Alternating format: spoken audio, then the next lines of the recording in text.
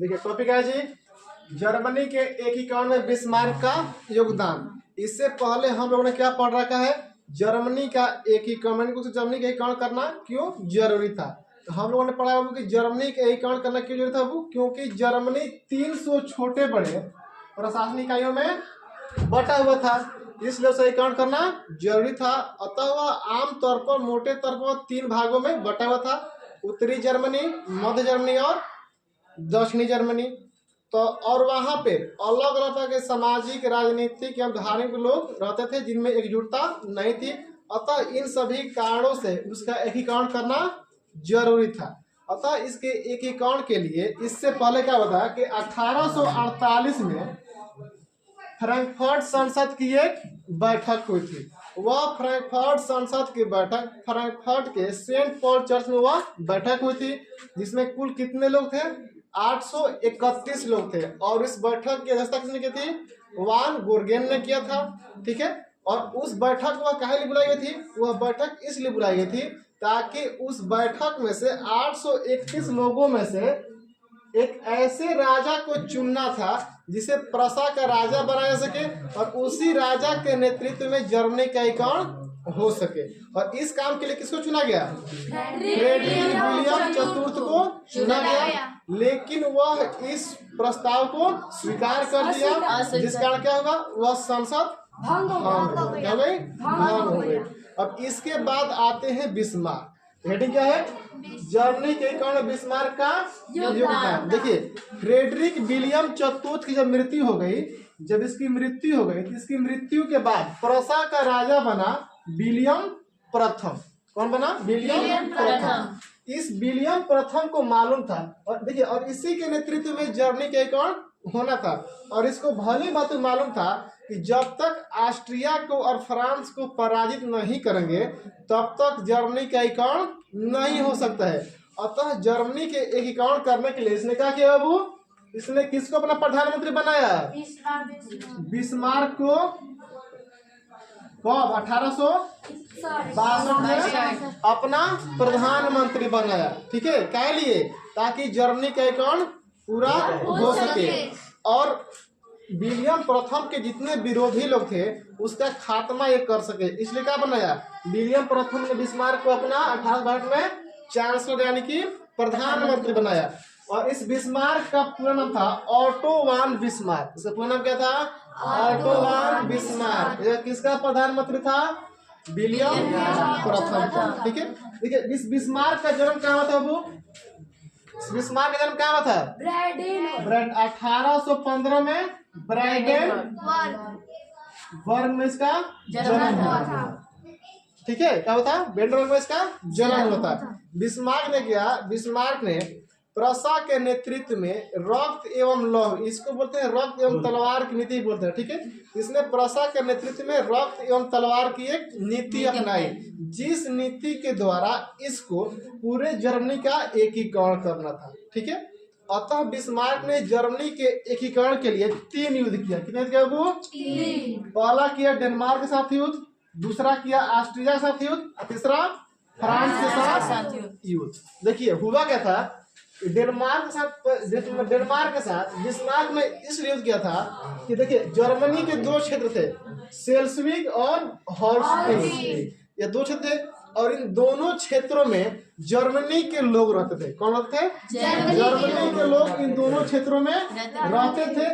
लेकिन जो यदि था डेनमार्क था, वह चाहता था क्या, वो चाहता था कि इस दोनों पर हमारा अधिकार रहे। क्या रहे, इन दोनों पर हमारा अधिकार रहे। लेकिन इन दोनों क्षेत्रों में कौन लोग रह रहे थे, ये दोनों क्षेत्रों में कौन लोग रहते थे, जर्मनी के लोग रहते थे। और डेनमार्क चाहता था कि हम इस पर अपना अधिकार कर ले। अतः जो बिस्मार्क था वह सोचा कि डेनमार्क को यहाँ से हटाया जाए, और उससे बिना युद्ध के वो हटेगा नहीं। अतः वह अपना कूटनीति चाल चलने लगा। जो बिस्मार्क था एक बहुत बड़ा राष्ट्रवादी था, और राष्ट्रवादी होने के साथ साथ एक बहुत बड़ा वह कूटनीतिज्ञ था। इस तरह आप लोगों को पढ़ा है काउंट काउर कूटनीतिज्ञ था ना। वह ऑस्ट्रिया को भगाने के लिए क्या किया था, वह फ्रांस के साथ क्या किया था, प्लेन में किया था 1858 में। ठीक उसी प्रकार बिस्मार्क ने भी अब यहाँ पर कूटनीति चाल चलने लगा। और बहुत से बिना युद्ध की इसको भगा नहीं सकता है वहां से उसको डेनमार्क को। तो उसने क्या किया कि ऑस्ट्रिया से समझौता किया। क्या ऑस्ट्रिया से वो किया, और ऑस्ट्रिया से एक संधि की, इसका नाम था गैस्टीन की संधि। क्या थी? गैस्टीन की संधि। अब ऑस्ट्रिया को बुलाया और बिस्मार्क बोला कि तुम हमारी मदद करो। क्या करो? तुम्हारी मदद करो। डेनमार्क को यहाँ से हराने में तुम हमारी मदद करो। अगर तुम हमारी मदद करोगे, अगर हम वहां से डेनमार्क को हटा देंगे तो तुमको हम जो हॉल्स्टीन जो है क्या करेंगे, हम तुमको दे देंगे। अब ऑस्ट्रिया ये बात मान गया। अतः ऑस्ट्रिया की मदद से बिस्मार्क ने क्या किया कि 1864 में किया, इस पर आक्रमण किया, डेनमार्क से युद्ध किया और किसको हरा दिया? डेनमार्क को हरा दिया। और संधि के अनुसार क्या किया? हॉल्स्टीन किसको दे दिया? ऑस्ट्रिया को।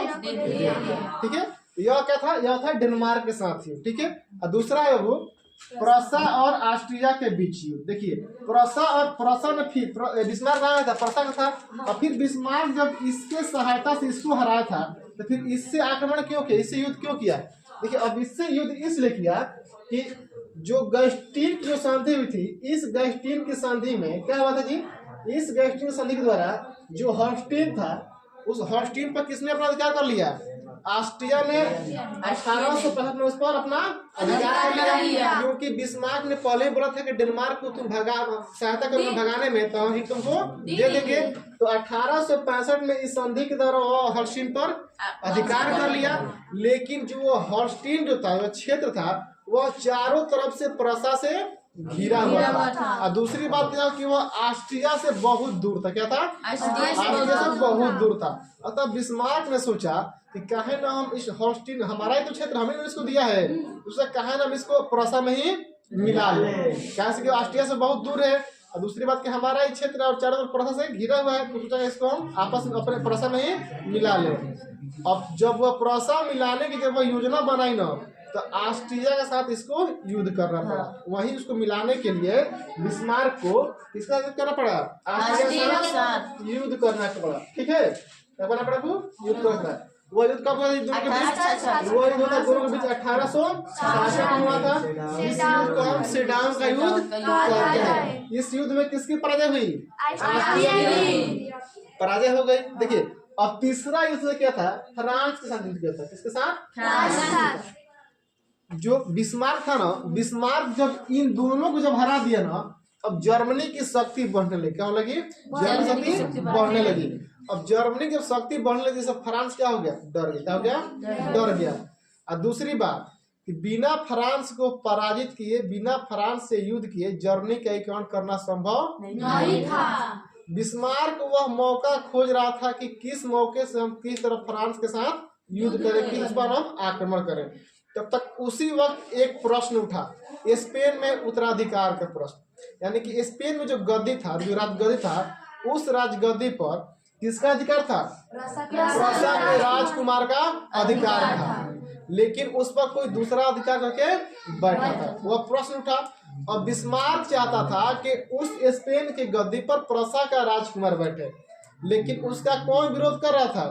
फ्रांस उसका विरोध कर रहा था। नहीं, इस पर प्रूसा का राजकुमार को नहीं बैठने देंगे, वह विरोध कर रहा था। इसलिए इसने क्या किया, बिस्मार्क ने किया कि अब फ्रांस के प्रति आक्रमण के लिए, युद्ध के लिए फ्रांस की जब अपने जनता को भड़काने लगा। किसको भड़काने लगा? वो भड़काने लगा। और तो इतना भड़का दिया कि फ्रांस युद्ध करने पर उतारू हो गया। और तब फ्रांस ही गुस्सा होकर क्या किया कि प्रूसा के साथ युद्ध किया, घोषणा कर दिया। और तब फ्रांस ने किस पर आक्रमण कर दिया? प्रूसा पर आक्रमण कर दिया। और फ्रांस ने किसके साथ युद्ध किया? प्रूसा ने फ्रांस के साथ युद्ध चालू है। कब? 1870 में दोनों के बीच युद्ध हुआ। कहाँ पर हुआ? सीडान में हुआ। इसलिए इस युद्ध को सीडान का युद्ध कहते हैं।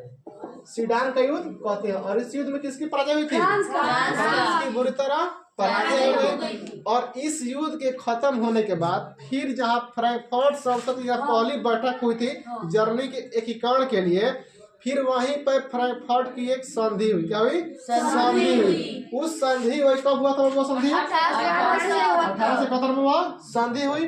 और उस संधि के द्वारा क्या हुआ? जर्मनी का एकीकरण पूरा हो गया। समझ में आ गया? कोई डाउट? अब हम देते हैं अगला